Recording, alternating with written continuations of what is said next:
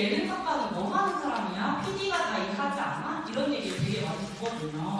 그래서 우선은 예능 작가가 뭐 하는 사람인지, 그 다음에 드라마 작가나 다른 교양 다큐멘터리 작가가 어떻게 다른지 먼저 알려드리려고 해요. 처음에는 오프닝으로 시작할 거고요. 그 다음에 예능 구성 작가랑, 세 번째로 방송 생태계 속에서 작가의 역할이 어떤 건지, 네 번째로는 예능 작가가 되려면 어떻게 해야 하는지, 마지막으로 클로징 이렇게 구성을 해보았습니다.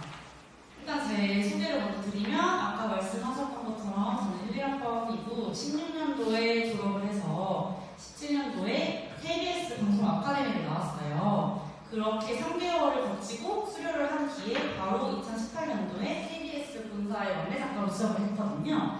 그리고 현재는 한 8, 9년 동안 지금 방송 작가로 일을 하고 있고 지금 JTBC 본사에서 예능 방송 작가로 활동하고 있습니다. 제가 했던 방송에 대해서 말씀을 드리면 일단은 뭐 정글의 법칙이나 미운들의 새끼 뭐 여러분이 아시는 것 같은 이런 프로그램이 있고, 그다음에 뭐 옛날에는 아이유대라고 되게 유명했었는데 뭐 아이돌 나와가지고 체육대회라는 그런 프로그램도 했었고, 그다음에 지금 뭐 엔팀이라는 아이돌로 활동하고 있는 아이돌 남자 아이돌 서바이벌 프로그램도 했었고 굉장히 다양한 예능 프로그램에서 활동을 했어요. 제 소개는 이렇게 하고 일단 예능 구성 작가에 대해서 좀 알아볼게요. 근데 구성 작가라는 말씀을 다들 들어보셨나요? 저는 학교 다니면서 예능 작가가 되고 싶었는데 어떻게 해야 될지, 그 다음에 일단 예능 구성 작가라는 단어 자체도 되게 생소했어요. 그래서 일단 구성 작가라는 무엇인가? 방송 프로그램의 내용과 구성을 기획하는 사람이에요, 말 그대로. 그냥 드라마 작가와는 다르게 대본을 쓰는 것보다는 회의부터 진행, 편집까지 모든 거를 담당하는 일을 하는 게 방송 작가입니다. 그래서 가장 큰 포인트로는 구성을 한다는 거 기억해 주시면 좋겠고, 그 다음에 구성 작가에는 범주가 굉장히 많은데 저는 지금 예능을 하고 있지만 교양도 구성 작가에 포함되고 라디오 작가도 구성 작가라고 불러요. 그렇게 모든 프로그램의 기획과 아이템을 발굴하는 담당자를 구성 작가라고 부르는 겁니다. 일단 저희가 이제 아까 방금 말씀드린 거는 구성 작가란 무엇인가에 대해서 말씀을 드렸고, 이번에는 드라마 작가와 구성 작가의 큰 차이점에 대해서 말씀을 드릴게요. 제가 방송 작가 일을 하면서 가장 많이 들었던 게 또 모르시는 분들 중에 드라마 작가랑 방송 작가랑 또 뭐가 달라? 라고 말씀을 많이 하셨는데, 일단 드라마 작가의 가장 주요 업무는 일단 드라마 대본을 쓰는 거예요. 그래서 대본 집필이 가장 큰 업무이고, 두 번째로 그 차이점 중에 하나가 드라마 작가라는 것은 기본적으로 상상에 의거한 픽션을 쓰는 것이 드라마 작가예요. 어쨌든 간에 SF를 갑자기 쓰거나 뭐 판타지, 예를 폭군의 식구 같은 드라마를 봐도 갑자기 과거로 회귀를 하잖아요. 그런 식으로 상상력을 발휘해서 쓰는 것이 드라마 작가라면, 구성 작가는 딱 쉽게 생각해도 나 혼자 산다나 전지적 통계 시점 이런 예능을 본다 해도 거기에 갑자기 뭐 드래곤이 나타난다거나 뭐 마법사가 등장하진 않잖아요. 그래서 항상 있는 그대로 눈빛점에 근거해서 프로그램을 기획하고 구성하는 것이 가장 큰 특징입니다. 다음에 이번에는 예능 작가와 그런 교양 다큐멘터리 작가는 어떻게 다른가에 대해서 말씀을 드릴게요. 사실 저는 맨 처음에 시작할 때 교양이라고 하죠. 연예인이 출연하고 하지만 다큐멘터리 느낌이 나는 그런 프로그램을 쇼양이라고 해요. 이게 정확하게 딱 장르가 구별되어 있다기보다는 그 방송 작가들끼리 우리 프로그램 다큐멘터리인데 연예인이 출연을 해 이렇게 하면은 쇼양이라는 장르를 하나 표현을 하기도 해요. 그런 프로그램을 했었는데 교양에서 예능으로 넘어간 이유는 가장 큰 이유 중에 하나가 다큐멘터리는 보통 혼자 일을 많이 하거든요. 혼자 대본을 쓰고 혼자 취재를 하고 혼자 다른 조사를 하고 막내 작가가 혼자서 일을 하는 경우가 많았는데 저는 다른 사람들이랑 같이 일을 하고 싶었어요. 그래서 예능 작가로 넘어가게 된 것도 가장 크거든요.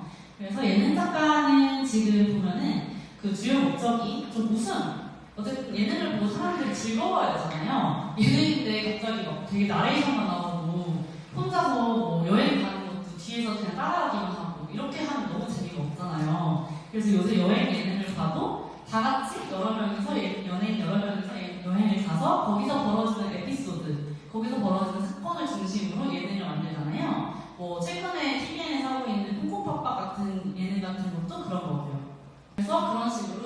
재미를 중심으로 하는 것이 예능의 가장 큰 특징이고요. 두 번째로는 지금 핵심 역할을 보시면 예능 작가는 굉장히 일을 많이 해요. 프로그램을 기획하고 구성하는 것부터 출연자를 섭외를 하고, 그 다음에 출연자의 멘트를 구성하고, 그 다음에 자막과 인터뷰 큐라고 그냥 대충 써놨는데 이것보다 훨씬 많은 일을 하거든요. 이거는 뒤에서 다시 설명을 드릴 건데, 일단 저희가 계속 구성이라는 말을 쓰고 있어요. 보시면 출연자의 멘트를 하나하나 다 주지는 않아요. 예를 들면은 정글의 법칙이라는 프로그램 되게 오래됐는데 아세요 혹시? 거기를 제가 갔다 왔어요, 정글을. 근데 정글에서는 김명만 씨 이렇게 대사를 해주세요 라고 한다고 해서 그분이 그대로 하지 않아요. 그렇기 때문에 저희는 상황만 짜서 구성을 주는 거예요. 아침에 채집을 말하는 병만 이런 식으로 구성을 주면은 그분이 멘트는 알아서 하시는 거예요. 그래서 보통 여러분들이 가장 궁금하신 게 저거 주작 아니야? 라고 많이 하실 텐데, 일단 저희는 멘트 자체를 이렇게 읽으세요, 저렇게 하세요 라고 하지 않기 때문에 그런 부분에서 주작은 아닙니다. 작업 방식은 회의와 즉흥 아이디어라고 하는데, 예능 같은 경우는 회의 시간이 굉장히 길어요. 그래서 가끔 듣는 질문이 저는 막내 작가들이 저한테 선배님 저는 이렇게 책상 앞에 앉아있고 싶어서 예능 작가가 된 거 아니에요. 촬영장 가고 싶어요 라고 하는데, 생각보다 촬영을 하는 기간은 굉장히 짧고 촬영을 준비하는 기간이 엄청 길어요. 그래서 저는 엊그저께도 지금 회의만 8시간 하고 왔거든요. 사람들이 생각하는 것보다는 노트북 앞에 앉아서 자료 촬영한다거나 섭외를 한다거나 인터넷을 뒤져가지고 어느 장소에 뭐가 있는지, 그 다음에 우리가 아이디어를 또 내려면 유튜브나 릴스 이런 걸 또 계속 봐야 돼요. 그래서 촬영장 가는 것보다는 앉아서 아이디어 내고 이런 게 훨씬 길어요. 그렇기 때문에 회의를 많이 한다는 점. 그 다음에 예능 작가가 되기 위해서는 일단 트렌드를 잘 알아야겠죠. 그래서 저희가 또 막내 작가를, 어쨌든 여러분이 막내 작가가 되실 수도 있기 때문에 막내 작가를 뽑을 때 가장 중요한 기준 중에 하나는 그런 질문을 할 거예요. 커뮤니티 뭐 하세요? SNS 뭐 하세요? 그래서 제가 서바이벌 프로그램 했을 때 중에 질문 중에 하나가 트위터 하는 사람 X 그거 하는 작가를 우선으로 뽑았던 적이 있어요. 그런 것들을 잘 할 수 있어야 저희가 그런 거 위에 다른 작가님들이 한 15년차, 20년차 이렇게 되시면은 그거에 대해서 트렌드를 하나도 모르세요. 요즘 애들이 뭘 좋아하는지, 요즘 아이돌 좋아하는 친구들이 어떤 방식으로 덕질을 하는지 이런 걸 아예 모르시거든요. 저도 아이돌에 그렇게 관심이 없어가지고 잘 모르기 때문에 그런 거를 주로 하는 막내 작가들 뽑아가지고 서치를 맨날 시켰어요. 그래서 어떤 PR 같은 거 넣어가지고 막 홍보글 올리기도 하고 그런 식으로 커뮤니티 많이 해주시면 좋습니다. 예를 들면은 제가 프로그램 기획이라고 여기 해놨는데 기획과 구성이라는 게 잘 감이 안 오실 수가 있어요. 보시면 프로그램 소개에 이런 내용 보이시죠? 당당한 1인 가구의 싱글라이프는 어떤 것일까? 프로그램을 통해 사회적 공감대를 형성해본다. 싱글라이프에 대한 진솔한 모습, 지혜로운 삶의 노하우, 혼자 사는 삶에 대한 철학들을 허심탄회한 스토리로 이어간다. 이런 것들이 프로그램 기획의 의도예요. 그래서 이것을 하는 것이 방송 작가의 업무 중 하나이며, 방금 예를 들어서 나 혼자 산다의 경우는 혹시 이게 어떤 구성으로 되어 있는 프로그램인지 아시는 분 있나요? 자, 나 혼자 산다 다 아시는 프로그램. 네, 거기를 보시면 연예인의 일상이 담긴 영상이 나와요. 이거를 VCR이라고 하고, 그 다음에 그 VCR을 스튜디오에서 전현무 씨나 박나래 씨 등등 다 같이 앉아가지고 그걸 보잖아요. 그래서 그걸 스튜디오라고 하는 거예요. 그래서 보통 이런 구성 같은 건 스튜디오 플러스 VCR 구성이라고 부릅니다. 자, 방송 작가가 실질적으로 하는 역할에 대해서 말씀을 드릴게요. 진짜 내가 막내 작가가 된다 이러면 일단 촬영 전에 아이템 발굴 및 선정이라는 걸 합니다. 여기서는 아이템을 내서 페이퍼로 만들어요. 저희는 보통 페이퍼를 내고 아니면 카톡으로 만들거나 어쨌든 내가 뭐 하고 싶은지 이거를 쭉 써봐요.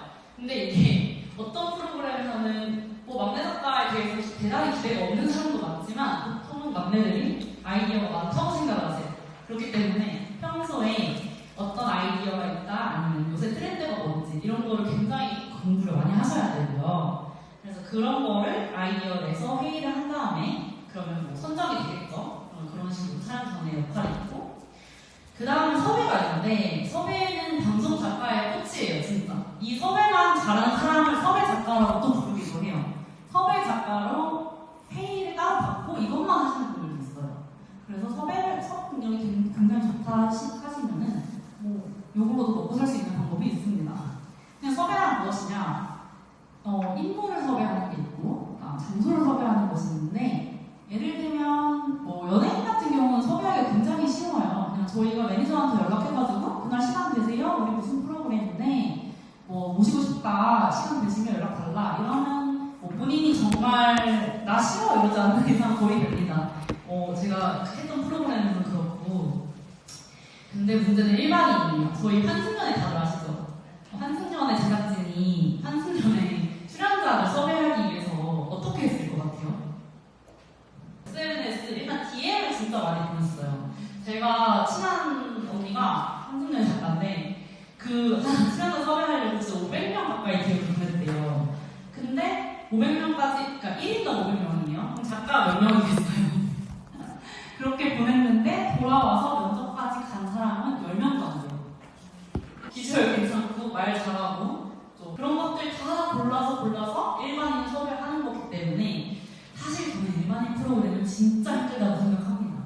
그래서 여러분이 정말 나 환승연애 그런 거 해보고 싶은 작가들 많을 거예요. 하트 시그널 가고 싶다 이런 사람 되게 많고 솔로지 도파민 터지잖아요. 근데 볼 때는 도파민 터지는데 막내 작가가 하기에는 굉장히 일이 많다. 하지만 장점이 있어요. 그런 프로그램 하는 사람들은 또 그런 프로에서 배워갑니다. 왜냐? 일반인 섭외하는 방법을 알기 때문에. 그래서 여러분이 내가 진짜 하고 싶은 프로그램이 뭔지 잘 생각해보시고, 만약에 나 힘들어도 해보고 싶어 라고 하시면 각오를 하고 가십시오. 그 다음에 장소노래 같은 경우는 이거는 좀 그나마 괜찮아요. 그냥 그 회의 때 나온 얘기들을 조건을 따져가지고 뭐 한 장소를 한 4-5군데를 찾아요. 예를 들어서 체육관에서 촬영을 한다. 이러면 체육관을 4-5군데를 찾고 그 다음에 전화를 돌려서 우리 무슨 프로그램인데 언제 촬영하고 싶다. 이러면 그쪽에서 내주는 조건이 있고 저희 조건이 맞으면 이제 괜찮다 하시면은 그런 것들을 이제 위에 선배들한테 다 폰포를 받으시면 됩니다. 보통 막내 작가가 뭘 결정하거나 이런 책임지거나 이런 일을 하지 않기 때문에 너무 걱정 안 하셔도 되고요. 그 다음에 장비 및 소품 체크, 이거는 왜 작가가 해? 라고 싶을 수도 있는데 막내 작가들은 소품 리스트를 작성을 하고 그 다음에 소품 체크를 합니다. 야외 프로그램 같은 경우에는 1박 2일만 해도 야외 촬영을 하잖아요. 그 지방 촬영 한 번 가는데 소품이 진짜 어마어마하게 필요하거든요. 트럭으로 실어가요. 그런 소품을 보통은 진행팀이라고 해서 현장에서 이제 관리해주시는 분들이 있는데 그거를 그분들만 믿으면 안 돼요. 우리가 촬영 구성에 대본에 들어간 소품이 있는데 그걸 저희가 챙기지 않으면 진짜 엄청 혼나요. 가가지고 왜 이거 너 안 챙겼어? 이거 분명히 챙기라고 했는데 이렇게 하면 안 돼서, 그래서 막내 작가들은 촬영 전날 진짜 밤을 새가면서 이 소품이 어디에 있고 어디에 쓰는 거고 다 왔는지 뭐 제작 소품 다 있는지 부러진 거 없는지 그런 거 하나하나 체크하는 것도 막내 작가의 일입니다. 소품이 싫으시면 스튜디오로 가세요. 그리고 이건 일단 막내 작가는 큐시트나 타임테이블까지만 작성을 합니다. 촬영 구성안은 보통 막내들은 쓰지 않아요. 그래서 나는 작가가 되고 싶어서 여기 왔는데 나 왜 잡일만 하고 있어 이렇게 생각하시는 경우도 되게 많거든요. 저도 작가로서 글을 쓰기에는 5년이 걸렸습니다.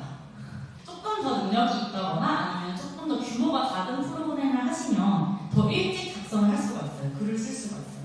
그래서 자기가 진짜 그 한 15분 분량 중에 딱 5분 정도라도 자기 코너로 자기가 자기 글을 써가지고 촬영을 할 수가 있는 경우가 많아요. 그래서 이런 것들도 막내 작가로 들어가실 때 한번 좀 고려해볼 사항입니다.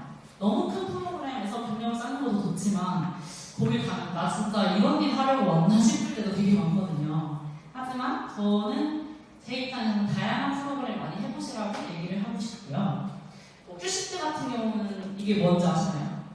큐시트는 촬영된 순서 같은 걸 들어가 있는 그 한 장짜리 표예요. 그래서 오늘 우리가 어디서 무슨 촬영을 할 거고 이때 무슨 소품이 필요한지 뭐 조명이 필요한지 음향이 필요한지 이런 것들을 다 한 장으로 만들어서 펴고 타임테이블은 말 그대로 시간대로 써있는 거. 몇 시에 무슨 촬영하고 이게 그 촬영 구성안이라는 것이 촬영 순서대로 써있는 게 아니어가지고 타임테이블별로 아침 6시에 집합해서 몇 시부터 몇 시까지 첫 번째 장소에 촬영하고 점심 먹고 이동하고 이런 것들이 다 들어있는 게 타임테이블이라고 보시면 돼요.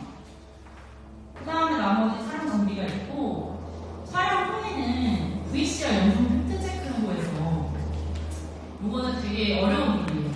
내가 만든 VCR에서 VCR 아까 말씀드렸죠. 내가 만든 촬영에서 누가 멘트를 했어. 근데 출연진은 예를 들어서 오늘이 11월 13일이잖아요. 근데 출연진이 멘트를 11월 15일이라고 했다 해서 혼나지 않아요. 혼나는 건 우리예요. 이거 틀렸으면 가서 말해야 됩니다. 오늘 11월 13일 아니고 15일이에요. 이런 것들이 팩트를 체크하는 거 쉽게 말해서. 여기 지금 한명대학교잖아요. 근데 갑자기 출연자가 여기가 중국대학교 왔잖아. 이렇게 말한다고 해서 그 사람은 혼나지 않아요. 그렇기 때문에 모든 촬영이 끝나고 편집을 할 때 그런 걸 체크해서 말씀을 드립니다.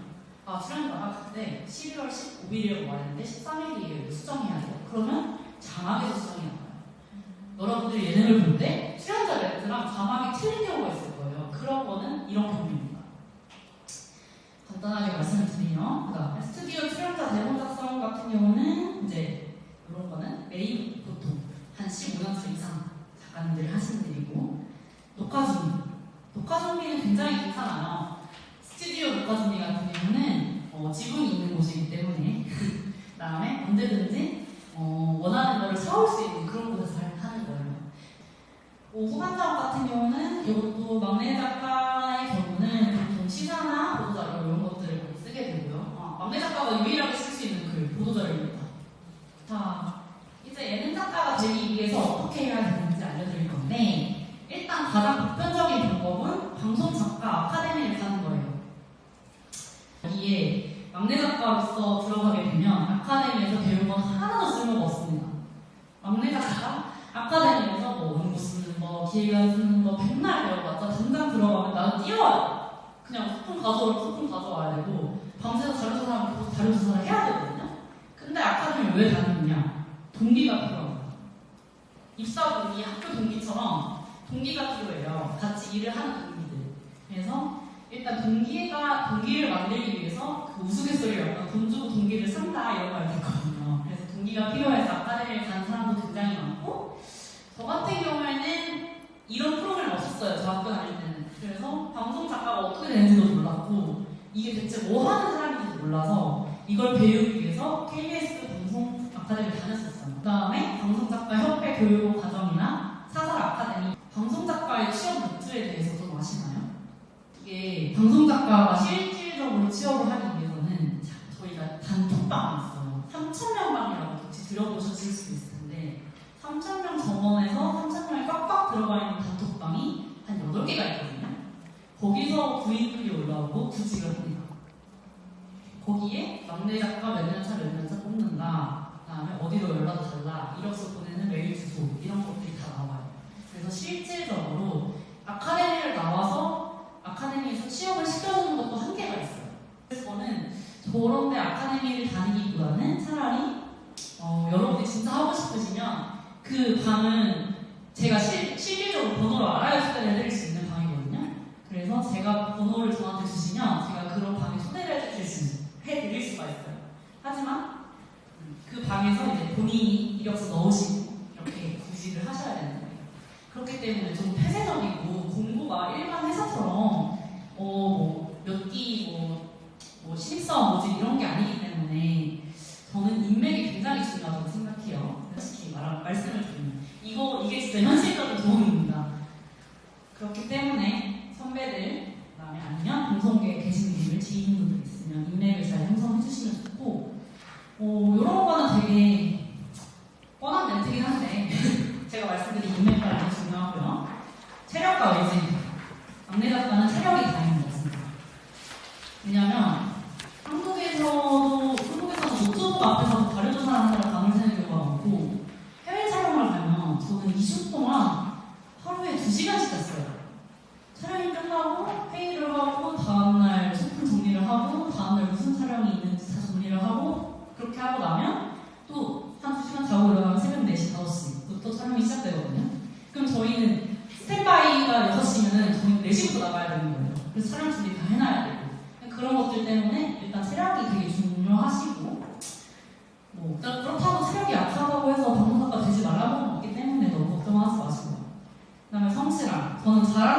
사람보다 열심히 하는 사람이 중요하다고 생각해요. 막내 때는. 물론 서브 작가가 되면은 열심히 하는 것보다 잘하는 게 더 중요해요. 하지만 막내 때는 진짜 야한 친구들이 있어요. 막 프로그램 하면서 한두 개 찾아놓고 저 찾아봤는데 이거 어떤데요? 요새는 챗GPT 나오잖아요. 챗GPT 돌려놓고 저 열심히 찾아봤는데 안 나오던데요? 이런 사람들 솔직히 많은데 선배들이 보면 딱 알거든요. 그래서 좀 구시대적이라고 생각은 하지만 성실한 사람이 되게 중요하다고 생각을 하고 마지막으로 다양한 경험을 했으면 좋겠어요.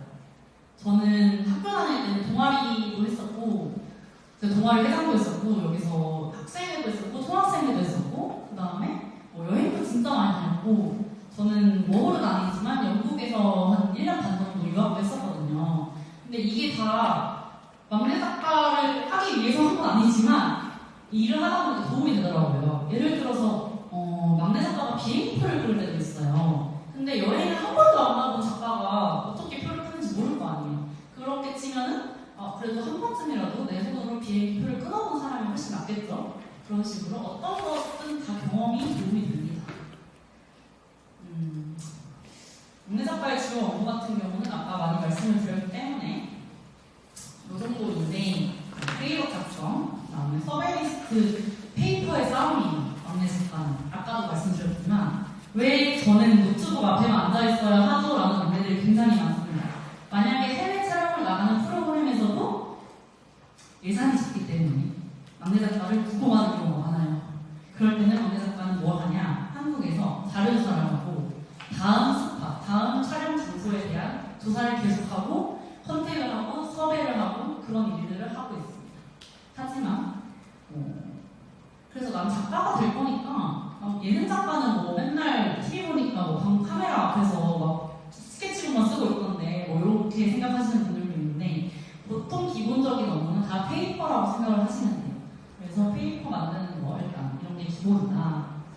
그 다음에 아까 보도자료 흘린 자막 만드는 거 말씀드렸죠. 흘린 자막은 뭔지 아세요 혹시? 흘린 자막은 그 요즘 나오는 그 OTT 말고 옛날 TV 보시면 지금 이 시간에 밑에 화면 밑에 지나가는 그 자막 아시죠? 이 다음 프로그램은 무슨 프로그램을 방영 예정입니다. 이런 것들, 그런 거 오늘 밤 몇 시 무슨 프로그램 방송 만반부 이런 거 나오잖아요. 그런 게 흘린 자막이라는 거고 요즘에는 많이 안 쓰긴 하는데 아직까지도 막내 작가들이 이런 것들을 쓰는 것이 많습니다. 그다음에 이제 서브 작가, 선배들 보도하는 일 이런 업무들을 주로 하고요. 이제 거의 끝나가는데 이력서랑 자기소개서에 작성하는 팁이 있어요. 근데 나머지는 솔직히 말하면 막내 작가에 기대하는 게 별로 없거든요. 어디서 일을 많이 해보지 않은 이상 다 막내로 오기 때문에 보통 이력서에 쓸 게 없어요. 그래서 중요한 게 자기소개서입니다. 제가 옛날에 오디션 프로그램을 할 때 막내 작가 2명을 여쭤봤는데 한 친구는 이력서가 엄청 특이했어요. 이력서가 화려하고 포토샵에 디자인에 사진에 넣어가지고 엄청 화려했고 나머지 한 친구는 이력서는 그냥 한 번 했는데 자기소개서가 엄청 대단했어요. 그래서 자기가 본 서바이벌 프로그램의 장단점, 자기 개선점 이런 거 물론 시간 가능성은 힘들지만 그래도 본인이 그런 거에 관심이 있다. 이런 거에 좀 진짜 이 오디션 프로그램 진짜 꼭 하고 싶어요 라는 의지가 드러나는 그런 자기소개서를 많이 봤기 때문에 그래서 나는 이력서에 쓸말이 없는데 어떡하지? 하시면 자기소개서를 좀 열심히 작성하시는 거를 추천드립니다. 그 다음에 면접까지 가지게 되면은 사실 막내 딱 처음 들어갔을 때 면접을 보는 경우가 진짜 간단한 걸 물어봐요. 뭐 좋아하냐, 뭐 싫어하냐, 작가 왜 하고 싶냐, 아니면 힘들 때 어떻게 극복하냐, 스트레스 받으면 뭘로 푸냐 이런 거 진짜 기본적인 걸 물어보는데 그것조차 대답을 못하는 친구들이 되게 많아요 요즘에. 그래서 이런 간단한 질문들 대비 미리 해가시면 좋고요. 이제 마지막입니다. 그래서 방송 작가 언제까지 할 수 있을까요? 많이들 물어보시는데 요즘에는 방송 작가가 딱 방송에서만 부탁되는 게 아니어가지고 라이브 커머셜 같이 요새 라이브 방송 많이 하잖아요. 지그재그 같은 데도 보면은 라이브 방송 많이 하잖아요. 그런 것도 다 방송 작가가 하는 일이고 그 다음에 OTT 프로그램에서 더 이상 TV에서 보지 않잖아요. 다들 TV 뭐 아니면 넷플릭스, 뭐 디즈니 플러스 이런 데서만 나오는 예능도 많잖아요. 그런 예능 같은 경우에도 다 방송 작가 출신을 씁니다. 왜냐 거기도 방송 작가 PD들이 만드는 거기 때문에 방송 PD들이 만드는 거기 때문에 방송의 체제에 대해서 알고 있는 사람을 뽑아요. 그 다음에 요즘에는 쇼폼 아까 말씀드린 릴스나 쇼츠 같은 거 아니면은 1인 미디어가 되게 많잖아요. 그래서 보시면 그 연예인 유튜브 많잖아요 요새. 그런 것도 다 방송 작가들이 만듭니다. 자, 이렇게 해서 예능 작가가 무엇인지, 그 다음에 예능 작가가 막내 작가로 들어가면 무슨 일을 하는지, 어떻게 되는지 말씀을 드렸는데 궁금한 거 있으실까요? 먼저 사전에 받은 질문들이 있어서 먼저 말씀드리고 시작하겠습니다. 선배님께서 보시기에 최근 방송 트렌드의 가장 큰 변화가 무엇이며 작가로서 이에 어떻게 적응하고 계신지를 궁금합니다. 사실 요즘 방송의 트렌드로 말씀을 드리면 가장 큰 차이점은 방송 송출의 차이인데 이거는 사실 작가로서의 그렇게 변화를 잘 느끼지 못하는 거예요. 뭐 MBC에서 나가는 게 넷플릭스로 나간다고 해서 저희의 문제는 아니고 이런 것들 같은 경우에는 보통 피디님들이 이제 송출 과정과 쉽게 말하면 비용이죠. 그런 것들을 예산을 짜고 이런 문제가 가장 큰 거고 작가들은 보통 공중파에서 일을 할 때나 아니면 제작사에서 일을 할 때나 아니면 OTT 프로그램이 들어오는 외주 굉장히 다양하거든요. 그 돈을 어디서 주느냐에 따라서 되게 다른데 플랫폼이 다르거든요. 근데 이런 거에 따라서 저희의 업무가 그렇게 크게 다르진 않아요. 전공 지식이나 경험이 작가님의 방송작가 활동에 어떤 식으로 도움이 되는지 궁금합니다. 제가 학교 다닐 때 여러분도 그렇겠지만 어쨌든 저희의 과제는 계속 글을 쓰는 것도 연습이잖아요. 레포트를 제출하고 그다음에 논문을 쓰고 어쨌든 다른 친구들에 비해서는 글을 많이 써봤어요. 그런 것들이 굉장히 도움이 많이 됐고 그다음에 책을 많이 읽는 게 도움이 되는데 이거는 저희가 글을 쓰면서 되게 다양한 단어를 많이 활용을 하기 때문에 그런 것들을 일단 기본적으로 도움이 되는 것들이고 하지만 방송 작가는 국문과를 나오지 않고 문창과를 나오지 않아도 모두가 될 수 있어요. 제가 친한 동기 같은 경우는 음악 전공을 했는데 방송 작가를 한다거나 그런 것도 있지만 그 친구들의 가장 큰 고민은 글을 어떻게 시작해야 될지 모르겠다. 그 다음에 어떤 개요, 어떤 구성으로 글을 써야 될지 모르겠다. 이런 거는 훈련으로 인해서 이루어지는 거기 때문에 만약에 작가가 되고 싶으시면은 어려운 글을 쓰기보다는 일단 그 구성을 짜는 방법을 많이 공부를 하시고 연구를 하시면 좋을 것 같아요. 작가님께서는 대학시절로 돌아가신다면 이것만큼은 꼭 다시 해보고 싶다라고 생각하시는 활동이나 경험이 있는지 궁금합니다. 저는 사실 대학 다니면서 제가 해보고 싶었던 거는 다 해봤어요. 저는 동아리도 했고 학생회도 했고 다 제가 하고 싶어서 했던 거고 그다음에 소모임도 했었고 지금도 있는지 모르겠는데 방송 작가 소모임이 있었거든요. 그런 것도 했었고 그다음에 여행도 진짜 많이 다녔고 저희는 탁파 친구들도 진짜 많이 사귀어가지고 뭐 맨날 기자인데 놀러 가고 있었어요. 근데 그래서 원 없이 해보고 싶은 거 다 해봤던 것 같습니다. 여러분도 하고 싶은 거 많이 하시고 그다음에 경험 많이 쌓으시면 좋을 것 같아요. 마지막 질문인데요. 막내 작가로서 뽑는 사람들의 특징적인 요소가 있었는지 궁금합니다. 일단은 기본적으로 밝은 사람이 좋아요. 안 그래도 일이 힘들기 때문에 좀 이렇게 말씀드리면 좀 그렇지만 기본적으로 성실하고 밝고 하지만 힘든 일이 있으면은 뭐 누구든지 다 우울을 할 수 있잖아요. 그렇다고 해서 뭐 막내 작가가 잘리는 건 아닌데 일단 기본적으로 좀 그 회복 탄력성이 좋은 사람들을 좀 선호하는 것 같아요. 오늘 귀한 시간 내요.